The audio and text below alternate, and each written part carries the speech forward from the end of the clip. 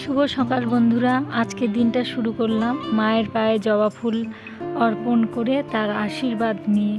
ভগবানের আশীর্বাদ নিয়ে দিনটা শুরু না হলে দিনটা ঠিক ভালো যায় না। এই জন্য অনেক ভোরে ঘুম থেকে উঠে সমস্ত বাসি কাজকর্ম সেরে পুজো দিতে বসে পড়েছি। পুজো দিয়ে চলে এলাম রান্নাঘরে, আর ডাল আর আলুর বড়া বানালাম সকালে খাওয়ার জন্য। এরপরে বাজার থেকে চলে এসেছে আপনাদের দাদাভাই। বাজার থেকে সব রকমের সবজি নিয়ে এসেছে, তার সঙ্গে নিয়ে এসেছে টক দই আর এনেছে চালতা। আগে আমাদের বাড়ি চালতা গাছ ছিল, এখন নেই।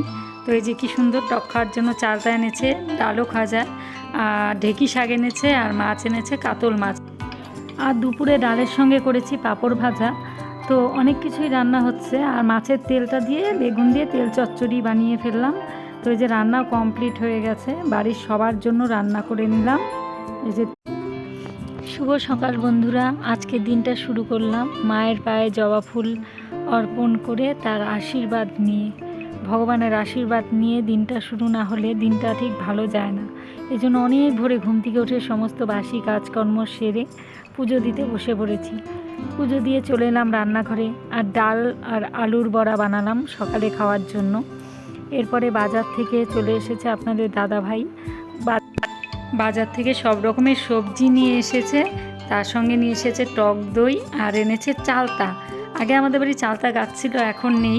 তো এই যে কি সুন্দর টক খাওয়ার জন্য চালতা এনেছে, ডালও খাজা, আর ঢেঁকি শাক এনেছে, আর মাছ এনেছে কাতল মাছ। আর দুপুরে ডালের সঙ্গে করেছি পাঁপড় ভাজা। তো অনেক কিছুই রান্না হচ্ছে, আর মাছের তেলটা দিয়ে বেগুন দিয়ে তেল চচ্চড়ি বানিয়ে ফেললাম।